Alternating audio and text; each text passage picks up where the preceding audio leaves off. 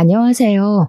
저는 지방에 내려와 살게 된 지 반개월 정도 된 기혼 여성입니다. 얼마 전 저희 시댁에서 재미난 일이 하나 있었는데 사연으로 올려보면 좋을 것 같아서 찾게 되었어요. 제게 철딱선이 없고 세상 물정 모르는 동서가 있었거든요. 그 친구 덕분에 짧은 기간 동안 얼마나 집안 분위기가 오르락내리락 했는지 몰라요. 다 큰 성인에게 본때를 보여줘 본 적은 없는데 저 또한 그 친구 덕분에 저답지 않은 모습을 여러 번 드러냈었습니다. 지금부터 불과 얼마 안 된 그날의 사연을 들려드릴게요. 저는 감히 남편 잘 만나 제2의 인생인 결혼을 성공했다고 자부할 수 있는 삶을 살고 있습니다. 근데 그렇다고 결혼 생활이 순탄치만은 않았어요. 이유는 바로 동서의 존재 때문이었어요. 남편에겐 남동생이 하나 있는데요. 제가 결혼하고 시동생이 1년 뒤에 결혼하게 되었거든요. 제겐 동서되는 그 친구는 굉장히 부잣집 딸이라서 시모가 유난히 좋아했습니다. 시댁 입장에서 부잣집 며느리가 들어오면 당연히 좋겠죠. 굳이 시모가 그걸 집어내지 않아도 저 또한 동서의 재력에 스스로 위축이 됐거든요. 그런데 그걸 시모가 굳이 저랑 비교를 하더라고요. 원래 어떤 관계든 비교를 하면 서로에게 상처가 되기 마련이잖아요. 시모가 꼭 그렇게 갈등 상황을 만들어버리니 집안 분위기에 나락이 찾아오는 거 아니겠어요? 일단 저희 친정이 그렇게 잘 살지 못하는데도 남편과 결혼을 할 수 있었던 건 남편이 저를 너무 많이 좋아해서 결혼을 밀어붙인 케이스였기 때문이었어요. 시부는 일이 많아서 결혼 인사 때 아니면 볼 일이 별로 없어 괜찮았거든요. 근데 시모는 주야장천 마주하니 저를 싫어하는 그 얼굴을 더 자주 봐야 했습니다. 시댁도 되게 잘 사는 집은 아니에요. 어쩌면 우리 친정이랑 비슷한 형편이라고 할 수도 있습니다.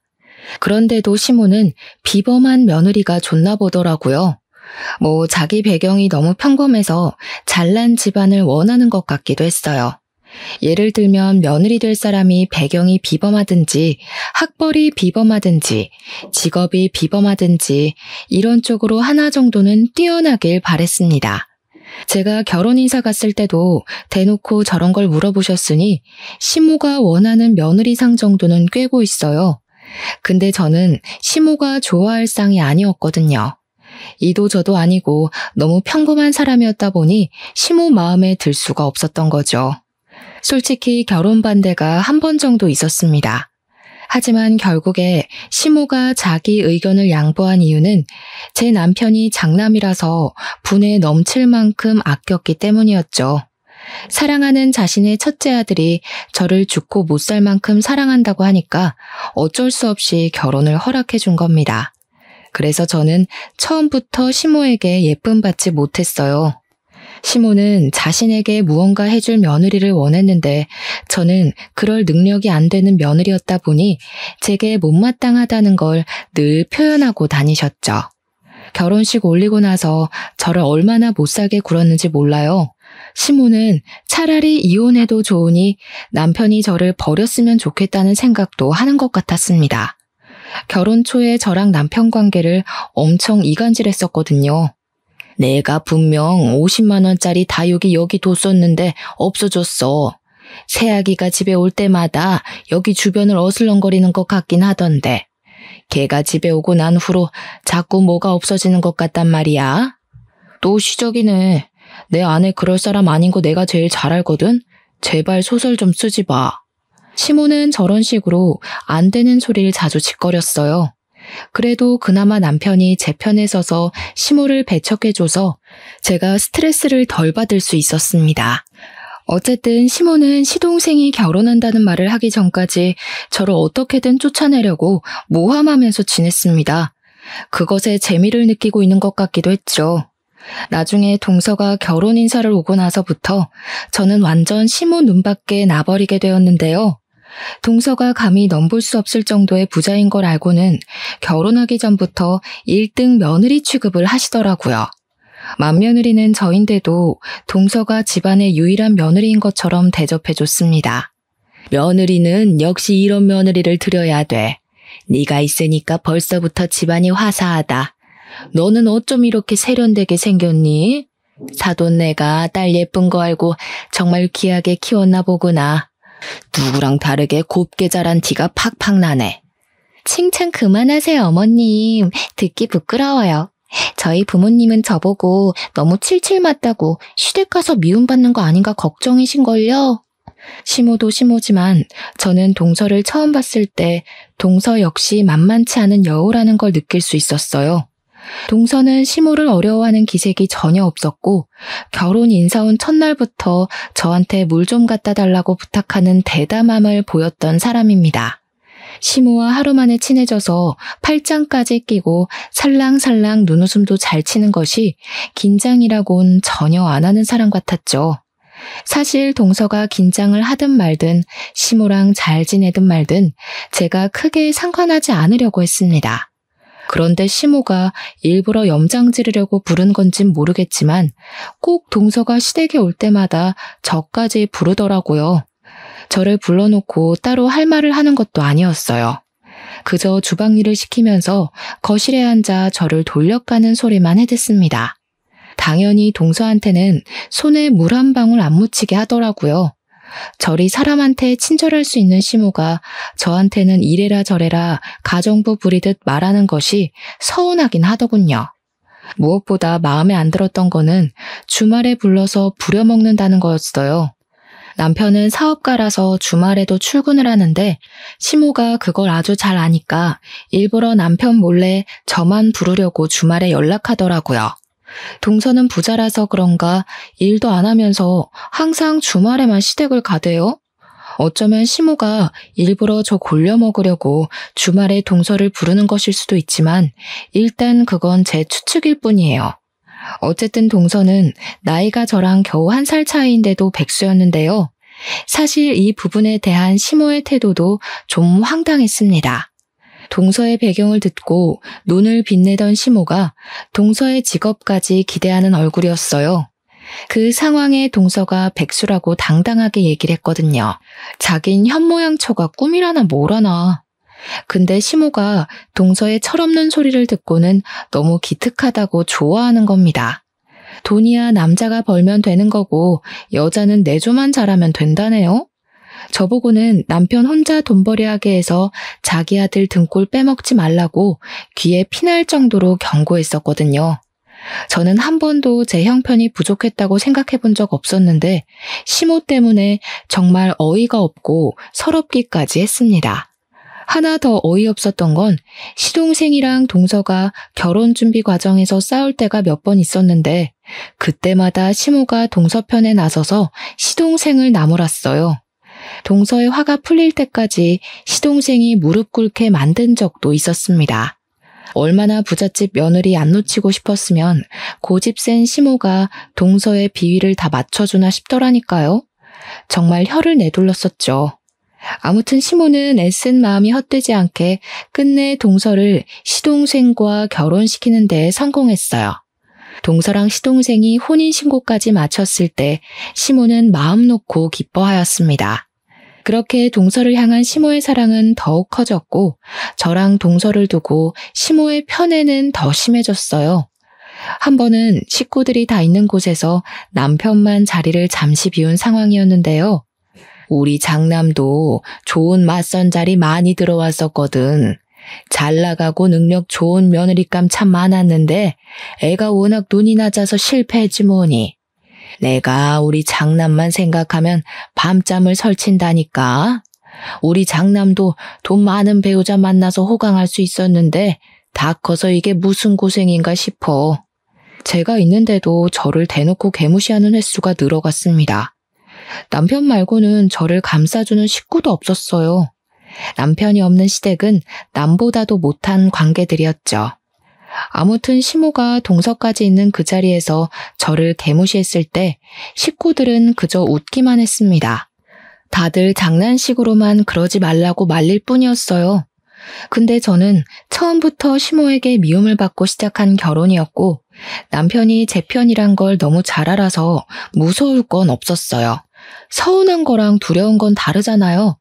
그래서 제가 식구들 웃는 얼굴에 똑같이 웃음으로 화답하는 건 어렵지 않았습니다. 며느리 돈이 많이 좋으신가 보다. 그렇게 바란다고 어머님 돈 되는 것도 아닌데 굉장히 돈돈거리시네요. 그러다 기대만큼 안 해주면 서운하다고 삐치겠어요. 나중엔 자식 잘못 키웠다는 소리도 하시겠죠? 역시 어머님 같은 분들은 속이 훤히 보여서 웃겨요. 뭐야? 돈돈거려? 얘 말하는 것 봐라. 너 어른한테 말버릇이 뭐 그따위니? 네? 저는 그냥 어머님 말버릇 따라 해봤을 뿐인데요. 어머님이 저에 대한 감정을 안 숨기시길래 저도 그게 좋을 것 같아서요. 그래도 동서가 보고 있는데 저도 체면이 있잖아요. 시모가 어이없다는 듯 저를 째려보더군요. 아마 제 주제에 무슨 체면을 따지냐고 한 소리 하고 싶었을 겁니다. 그런데 제가 그 말을 할 시간을 별로 주고 싶지 않았어요. 시모 성격에 한바탕 다툼이 될 것 같았거든요. 괜히 분위기가 고조될 바엔 그만 주방에서 뒷정리나 하는 게 나을 것 같아서 자리를 떴는데요. 그때까지만 해도 제가 시모를 좀 과소평가했더라고요. 시모가 저 때문에 동서 앞에서 자존심 상했다고 생각했는지 그 상황을 그냥 넘기지 못하고 바로 안갚음을 해주는 겁니다. 주방으로 저를 따라와서 제가 서 있는 싱크대로 그릇을 와르르 쏟아버리대요. 그 바람에 더러운 오염물이 제 옷으로 왕창 튀어버렸습니다. 거의 들이부어진 셈이로요.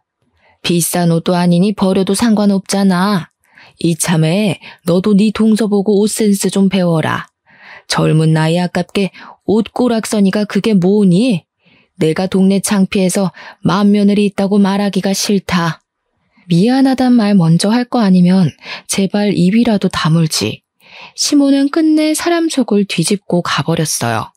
제가 자기한테 지는 꼴을 봐야만 속이 풀리는 사람이니 그랬을 겁니다. 짜증이 났지만 여기서 제가 또 나섰다간 시모 성격에 이보다 더한 반격으로 갚아줄 거거든요. 근데 식구들 다 모인 상황에서 그렇게까지 분위기를 끌고 가긴 싫어서 참았어요.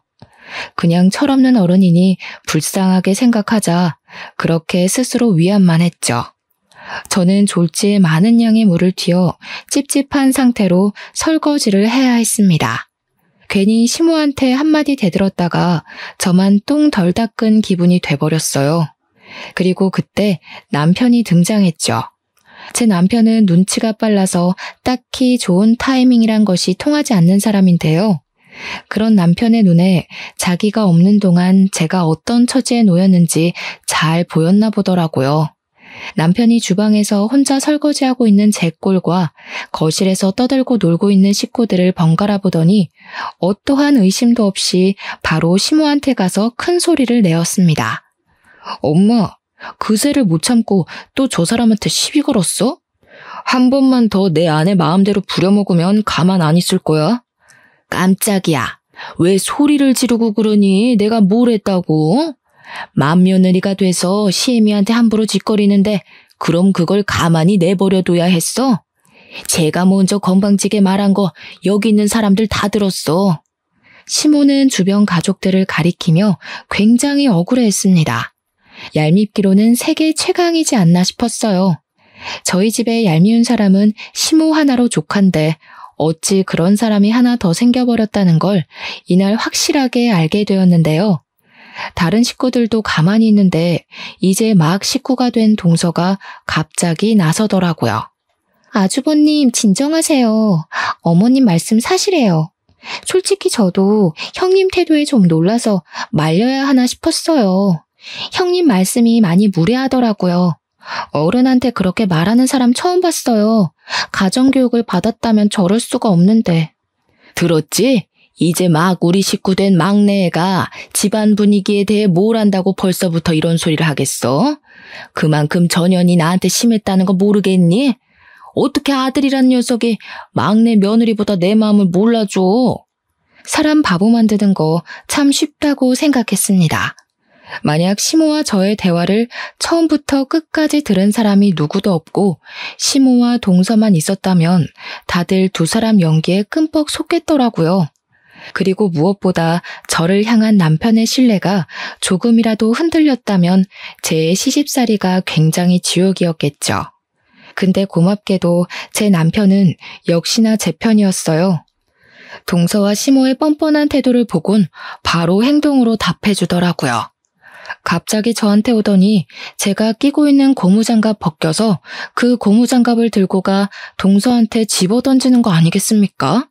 가정교육 받았으면 잘 알겠네요. 그쪽이 내 아내보다 아랫사람이니까 설거지 같은 잡일은 먼저 하겠다고 나서는 게 예의예요.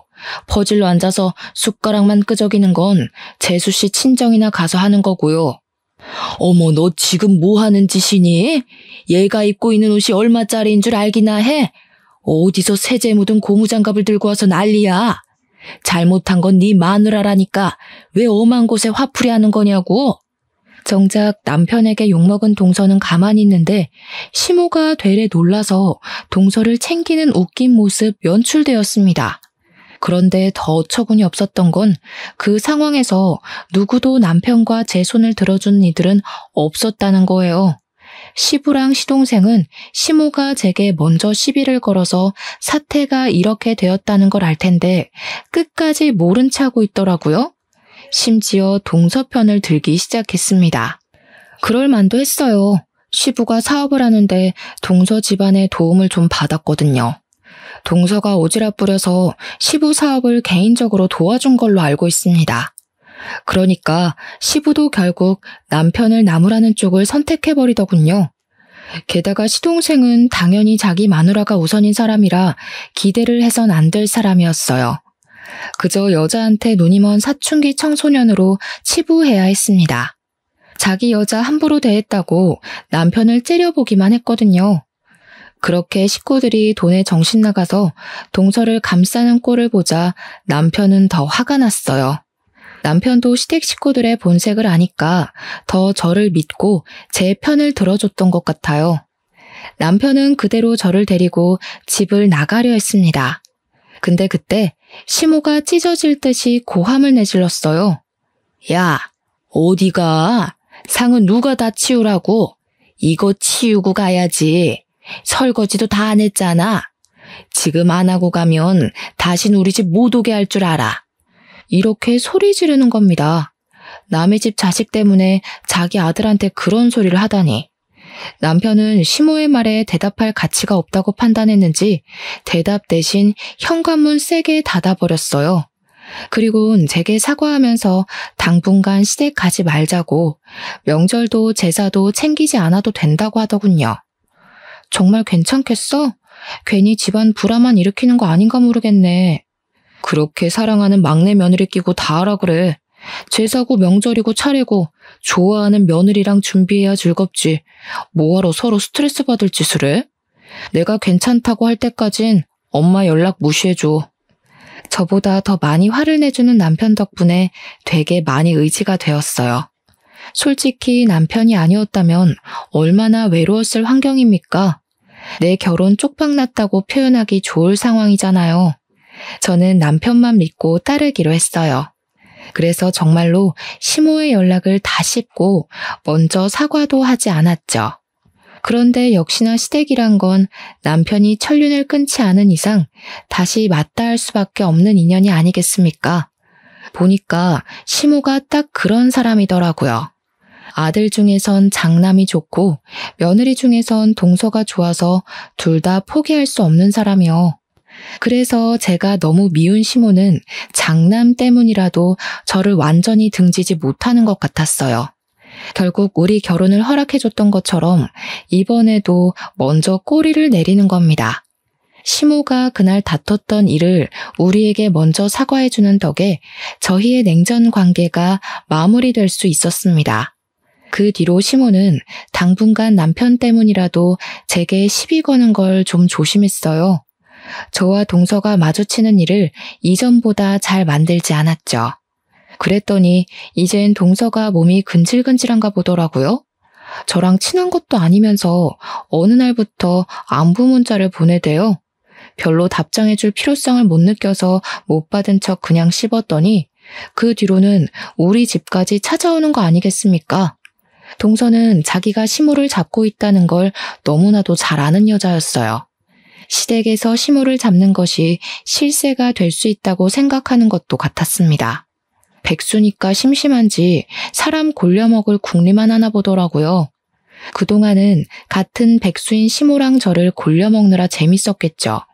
그런데 시모가 잠깐 저 괴롭히는 걸 파업 중이라 자기는 따분한가 봐요. 느닷없이 시모의 심부름을 왔다면서 우리 집에 들이닥친 거 아니겠어요? 형님, 이런 궁상맞은 곳에 살고 계셨구나. 이러니까 어머님이 그렇게 무시하시죠. 솔직히 어머님도 별 볼 일 없는 곳에 살면서 왜 그렇게 형님을 깔보나 궁금했거든요. 근데 형님 사는 꼴 보니까 어머님이 그럴 만도 했네. 이런 데서 어떻게 살아요? 저 대사가 바로 우리 집을 처음 방문한 동서의 첫인사였습니다. 인사 멘트만 봐도 예의라고 눈꼽만큼도 없는 년이란 거 느껴지지 않나요? 동서는 우리 집을 들어오자마자 집을 둘러보더니 엄청 비웃더라고요. 당연히 기분 나빴죠. 근데 동서가 하는 모든 말은 다 기분 나쁜 것들이라 딱히 큰 타격은 없었어요. 그보다 다른 말이 좀 더 머릿속에 남았는데요. 저는 동서가 시모랑 쿵짝이 잘 맞는다고 생각했는데 아니었다는 것이 좀 의외더라고요. 동서가 그동안 자기 편하자고 시모를 이용했을 뿐이었단 걸 그날 처음 눈치챘습니다. 그것도 모르고 시모는 동서랑 대화가 너무 잘 맞는 것 같다고 동서를 엄청 어화둥둥했던 거였어요. 동서의 진짜 속마음을 알고 나서 둘 사이를 돌아보니까 참 재밌는 조합이더라고요. 그때부터 동서는 제 앞에서 시모에 대한 속마음을 굳이 숨기지 않았습니다. 저를 믿어서 그런 건 아니었고 제가 시모한테 미움받고 있는 입장이었으니 제가 아무리 무어라 짓거려도 시모가 제 말을 믿을 리 없다고 생각하는 것 같았어요. 그래서 그런가 갈수록 동서의 입술은 더 험해졌습니다. 저랑 둘만 있으면 거침없이 저와 시댁을 개무시해주더군요. 원래 그렇게 살아온 사람 같았어요. 그냥 자기보다 돈 없어 보인다 싶으면 무조건 다 창해 보더라고요. 심지어 자기 남편까지 아랫사람으로 보고 있더라니까요. 저한테 직접 얘기도 하더라고요. 자기는 시동생을 사랑해서 결혼한 게 아니라 개처럼 헌신을 잘해서라고 말이죠. 나는 내 곁에 개처럼 있어줄 사람이면 돼요. 괜히 비슷한 집안 만나서 피곤하게 며느리 노릇하고 사는 거 지겨워. 지금처럼 못난 놈들한테 돈 조금 쥐어주면 얼마나 편하게 살 수 있어요. 어머님이고 아버님이고 제 앞에서 아주 내 발로 기잖아요. 형님은 그렇게 못해서 개고생해야 되는 거고. 입조심 좀 하는 게 좋을 것 같은데 돈 많아도 동서처럼 주둥이 싸게 놀리면 결국 가진 거 다 잃게 될걸? 나중에 개망신 당할 일 생기면 어쩌려고 그렇게 허세를 부려. 뭐라고요? 허세는 형님이 부리고 있는 게 허세죠. 가진 것도 없으면서 자존심 하나 때문에 괜히 센 척하고 있잖아요. 내가 잘 사는 게 부러우니까 자존심이라도 지키려는 거 아니에요? 동서는 기본적으로 사람을 무시하는 게 입에 배어 있었어요. 처음에 나이 30대에 백수로 지내는 게 한심했는데 나중엔 백수로 지내줘서 고마울 따름이었습니다. 그 성격으로 다른 사람들에게 얼마나 피해가 되었겠어요. 그리고 사람들 머리 위에 서는 걸 좋아하는 것 같았는데 제가 자기한테 감정 상해서 싸움을 걸어주길 바라는 것처럼 시비를 걸더라고요. 상대를 굴복시키는 것에서 재미를 느끼는 것 같기도 했습니다. 난 동서 돈보다 동서 머리통이 너무 부러워. 동서 그렇게 어린 나이 아닌데 인생 정말 편하게 사는 것 같거든. 솔직히 동서가 엄청 깡통머리라서 되게 민폐거든? 근데 동서는 주변 사람들 기분 눈치 못 채고 뻔뻔하게 밀고 나가잖아. 나 그게 너무 부럽더라. 내가 신이었다면 동서 네 머리통이랑 바꾸고 싶다고 우스갯소리를 좀 했더니 동서가 의외로 이런 것에 또 열받나 보더라고요. 저한테 자기 위치를 자각시켜주고 싶었던 건지 사고 하나를 거하게 쳐준 거 아니겠습니까? 제 개인차를 손봐놨더라고요. 차 문 손잡이에 돈 봉투까지 말아서 끼워놨대요. 병 주고 약 주겠다는 건가 싶은 거 있죠. 남편이 그 사실을 알고 동서한테 화가 나서 당장 따지러 가려고 했는데요. 그거 제가 우선 말렸습니다. 그래봤자 동서는 제 똥차를 비아냥거리기만 할 뿐 자기 잘못에 대해선 반성조차 안 할 것 같았거든요. 일단 돈봉투까지 대놓고 두고 갔다는 건 자기 행동임을 숨기지 않겠다는 뜻과 마찬가지잖아요. 동서가 저질러 놓은 행동에 화부터 내는 건 그저 동서랑 놀아주는 집밖엔 안 된다고 생각했어요. 저는 동서가 제 차를 손괴하는 증거물만 우선 모아놓고서 때를 기다리기로 했습니다. 그리고 차 문제에 대해선 더 언급하지 않았어요. 혹시 시댁을 가서 동서를 마주치는 일이 있더라도 적당히 고분고분한 척 수그려 주었죠. 언젠가는 동서의 성격이 집안에 큰 화를 가져올 거라 생각했어요. 그 기간이 너무 오래 걸린다 싶으면 제가 일을 꾸미려고도 했습니다. 그런데 역시나 동서는 다른 사람들과 어울려 살 수 없는 성격인가 봐요. 그렇게 돈 없는 사람 무시하던 동서 성격이 결국 저희 집에 대단한 불씨를 퍼뜨렸는데요. 그날은 다름 아닌 시모가 집에서 개모임을 할 때였습니다. 시모는 어김없이 저를 잡일시키려고 며칠 전부터 제게 연락해 시댁으로 대기를 시켜놨어요. 시모랑 동서한테 여전히 감정 상해 있던 남편이 뭐하러 개모임까지 챙기냐고 시댁에 가지 말라고 했으나 동서의 약점을 잡으려면 동서 꼴을 좀 더 지켜봐야 했어요. 남편에겐 이번만 해주고 다음부턴 안 하겠다고 말한 뒤에 시댁을 갔습니다. 일단 시모에게 안 하겠다는 말을 미리 못했기 때문에 마지막이다라고 생각하고 하려 했던 마음도 있어요. 그렇게 좀 일찍 도착한 시댁엔 동서도 와 있었어요. 동서는 결혼하고 나서 집에서 개모임하는 시모를 처음 보는 날이었습니다. 시모가 동서를 친구분들에게 자랑하고 싶었는지 일부러 개모임하는 날 동서까지 부른 것 같더라고요. 대신 일은 시키지 않았어요. 시모는 역시 동서가 음식하는 데에 손도 못 대게 했고 저한테만 이것저것 명령이 많았습니다. 그래도 남편 때문에 한동안 제게 말 거는 걸 조심하더니 개모임 하는 그날은 시모가 유독 들떠서 조심성이 없어진 것 같았어요. 그건 동서의 존재 때문이었을 겁니다. 시모 성격에 부잣집 며느리 들어왔다고 친구들한테 엄청 자랑했을 거거든요. 아니나 다를까. 동서는 제게 시모를 욕했던 모습은 감쪽같이 숨기고서 또다시 시모 홀리는 구미호가 되어 있었습니다. 시모에게 애교를 잔뜩 부리면서 자신의 위치가 이게 당연하다는 듯 앉아서 TV 보고 시모랑 말동무하며 놀기만 하더군요. 또 시모 기죽지 말라고 개모임 때 입을 옷도 준비를 해준 것 같았어요.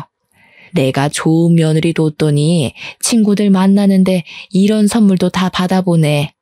이래서 집에 누가 들어오느냐에 따라 사람 기분이 달라진다니까. 어쩜 이렇게 기특한 생각을 했을까.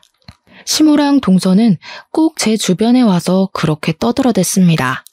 예전에는 그저 둘 사이가 좀 꼴사나웠는데 이번에는 제가 동서의 진짜 속마음을 알고 있을 때라 그런지 시모가 동서한테 제대로 이용당하고 있는 걸로만 보이더라고요. 저 둘의 속마음이 서로한테 들통나면 어떻게 될지가 궁금해서 그냥 웃기기만 했어요. 그렇게 개모임이 시작되었고 예상했던 대로 시모가 개모임 사람들에게 동서를 자랑하기 시작했습니다. 저는 며느리가 되고서 한 번도 들어본 적 없는 시모의 낯간지러운 말들이었죠. 내가 아끼는 막내 며느리잖아. 얼마나 싹싹하고 귀여운지 몰라.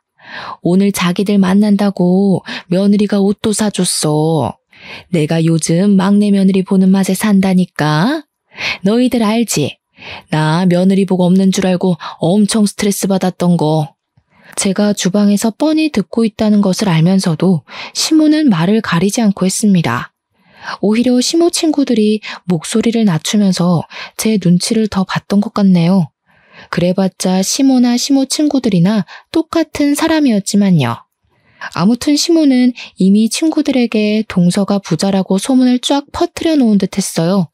다들 집에 오자마자 동서를 찾더니 밥상머리 앞에 앉아서 내내 동서 얘기만 하고 있었거든요.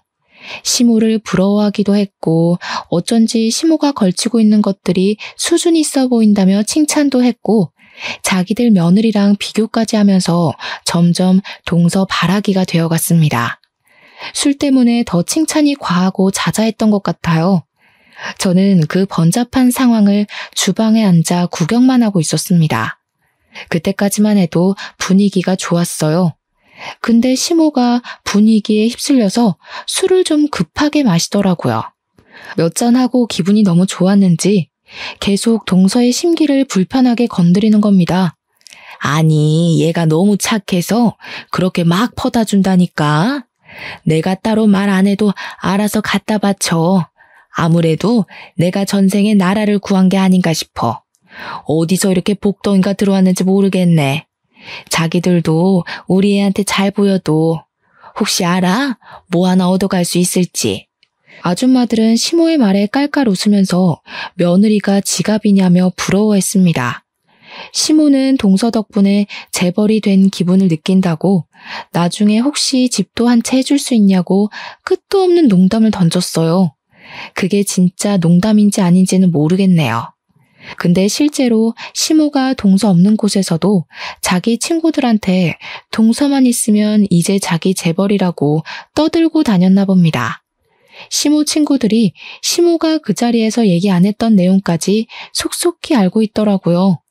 아무튼 그 상황에서 유독 제 눈에 들어왔던 건 동서의 표정이었는데요. 시모랑 시모 친구들의 수다가 길어질수록 동서가 그들의 비위를 맞추기 힘든 것처럼 보였습니다. 역시나 얼마 안 돼서 동서가 못 참겠는지 화장실 간다고 자리에서 일어나더군요. 한참 화장실에 있는 것 같더니 시모가 잠깐 자리를 비웠을 때 동서가 화장실에서 나왔어요. 근데 다시 제자리로 돌아가지 않고 주방으로 들어오더라고요. 그리곤 제가 들리게끔만 시모 욕을 하기 시작했는데 바로 이게 문제였어요. 거지년들이 나이까지 먹고 쪽팔리지도 않나. 저런 식으로 새파랗게 어린 사람한테 구걸하고 싶을까? 나는 절대 나이 먹고 저렇게 안 살아야지. 너무 추접하지 않아요, 형님? 글쎄, 동서 돈 쥐어주고 개처럼 굴리는 거 좋아한다며. 내가 보기엔 동서가 원하는 대로 해주고 계신 것 같은데 말이 아다르고 어다르다고. 감히 자기가 나를 멋대로 할 수 있는 줄 알잖아요. 오냐오냐 해주니까 분수도 모르고.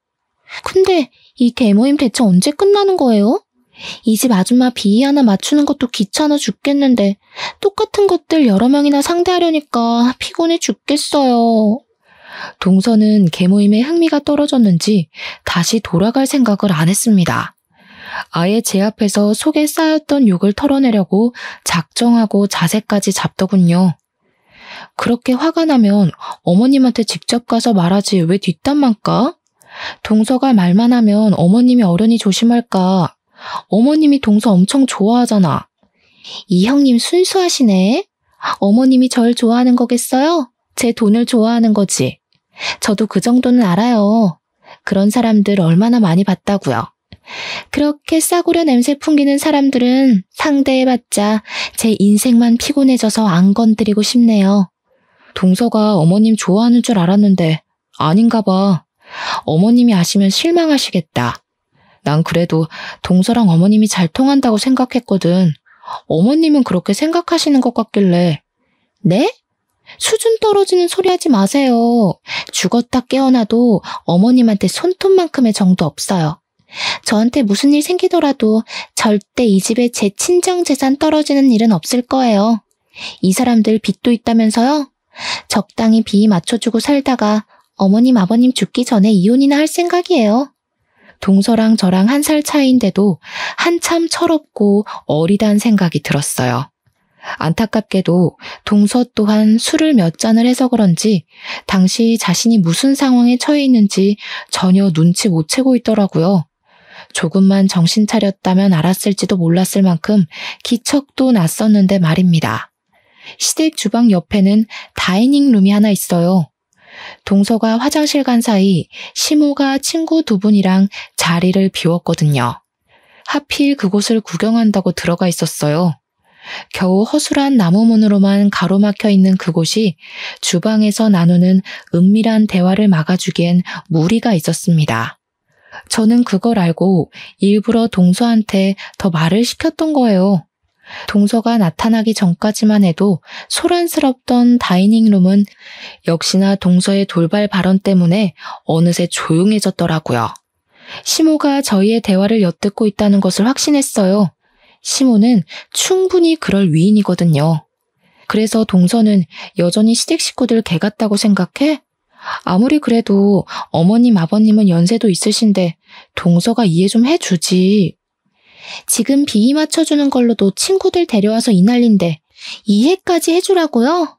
사람은 끼리끼리 논다더니 어머님은 어쩜 그렇게 자기 같은 친구들만 사귀었대요?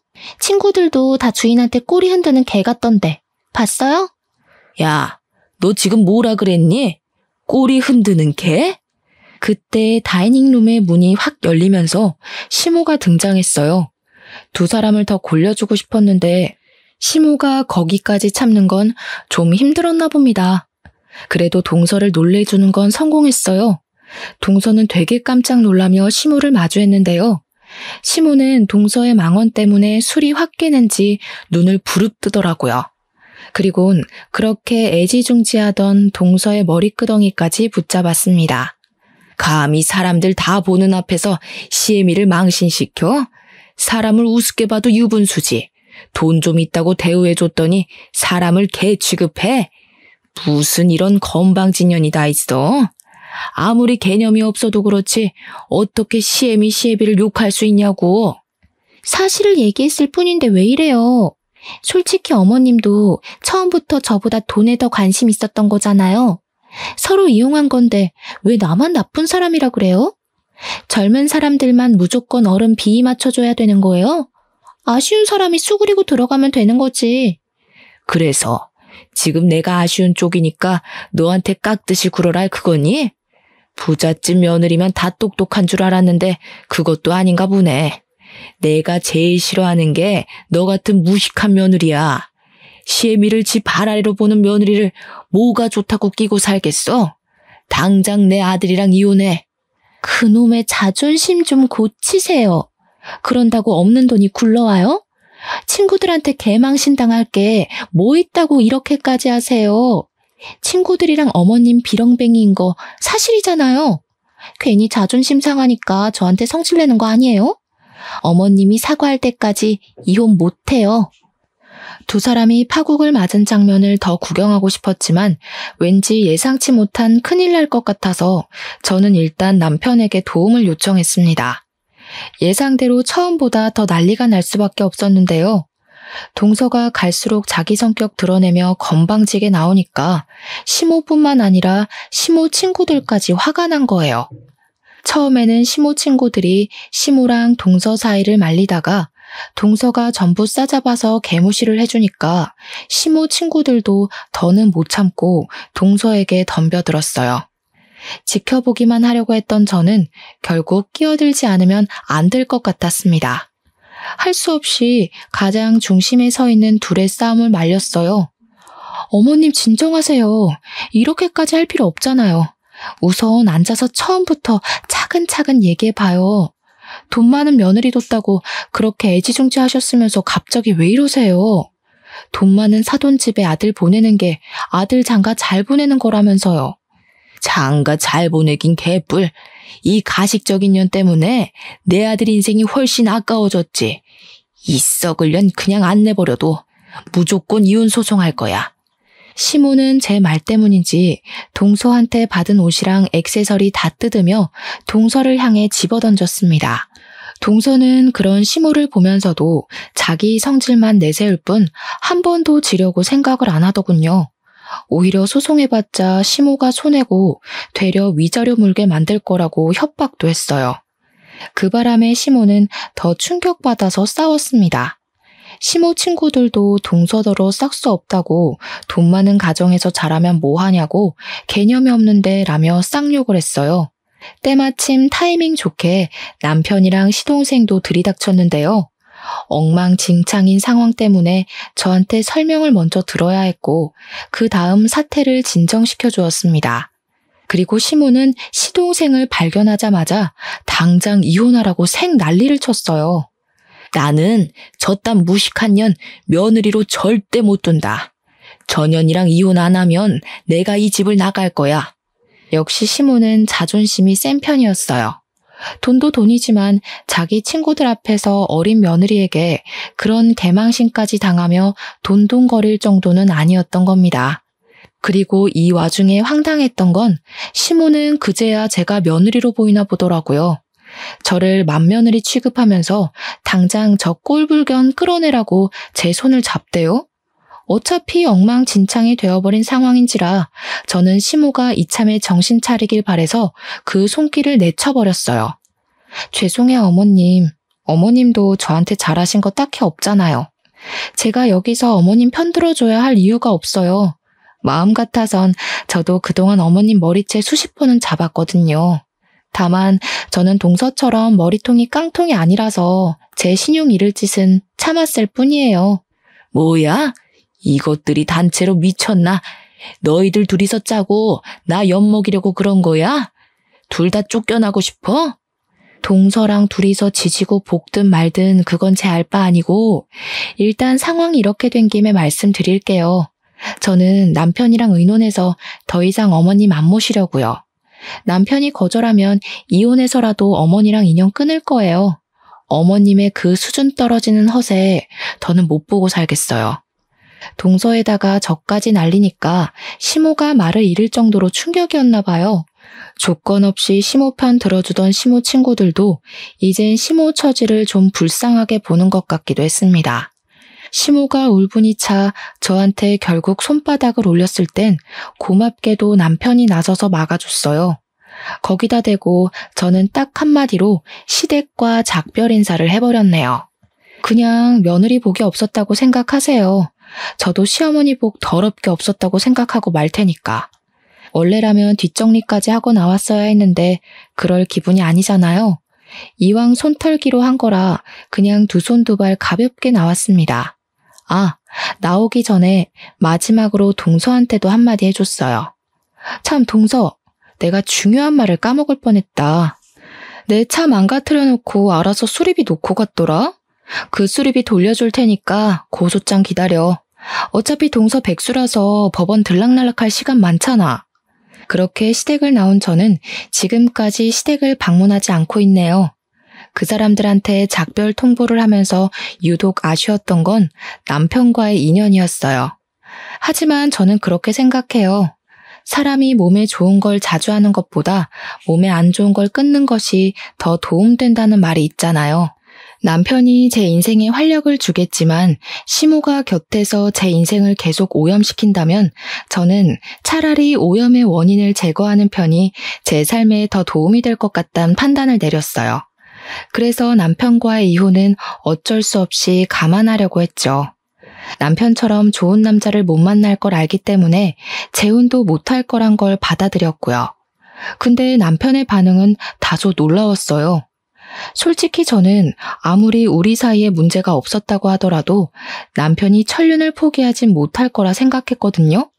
그러나 당황스럽게도 남편이 저를 선택해 주더라고요. 저보고 앞으로 시댁 안 챙겨도 되니까 지방에 가서 살자고 제안하였습니다. 너무 고마웠고 미안했어요. 남편 복이 있다는 건 정말 든든한 일인 것 같아요.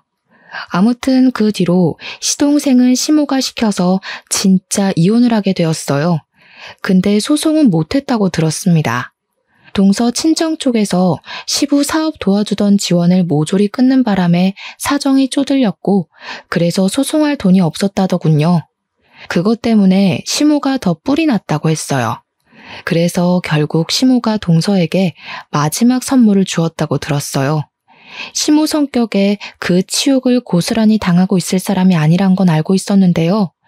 시모랑 시모 친구들이 진짜 독하고 무서운 게 동서가 금수저인 것까진 어떻게 망칠 수 없어서 동서한테 개인적으로 똑같이 치욕을 주려고 했나 보더라고요. 동서가 차량 손괴죄로 고소당해서 조사받으러 출석한 날에 시모랑 시모 친구들이 동서 뒤를 밟았다가 인분 섞인 물을 동서한테 들이부었다고 했어요. 근데 하필 장소가 계단이었던지라 동서가 쏟아지는 물 때문에 중심을 못 잡고 넘어졌답니다. 그렇게 계단을 몇 개 굴렀는데 그 사고 탓에 팔꿈치 금이 가버렸다지 뭡니까? 동서가 시모랑 시모 친구들을 맞고소하는 바람에 서로 바쁘게 경찰 조사를 받았나 보더라고요. 그 사실은 내내 모르고 있다가 정리가 다 된 뒤에야 얘기를 해줬어요. 시모가 돈 좀 빌려달라고 남편한테 연락 왔었는데 남편이 시모더러 나한테 진심으로 무릎 꿇고 사과했으면 좋겠다고 했다네요. 근데 그 뒤로 시모가 남편한테 연락을 또 끊었대요. 아직은 저한테 삐쳐있는 것 같았어요. 그렇게 지방으로 온 지 반개월이 되었는데도 저는 시모한테 사과를 받지 못했습니다. 남편은 제가 괜찮다고 할 때까지 자기도 시부모님을 볼 생각 없다고 했어요. 남편 또한 시부모님의 실망스러운 모습을 많이 봤다고 하더라고요. 이런 상황에서 안심을 하면 안 되는 줄 알지만 그래도 남편과 이혼하지 않고 나름 현명하게 시댁과의 관계를 정리할 수 있어서 좀 다행이라 생각했어요. 시모가 언제 정신을 차릴지는 모르겠지만 시모가 사과한다고 해도 제가 그 용서를 과연 믿을 수 있을지도 모르겠네요. 앞으로 제 결혼 생활이 지금처럼 무탈하길 바랄 뿐입니다. 사연은 여기까지예요. 들어주신 청취자분들 정말 감사드려요. 항상 건강하세요.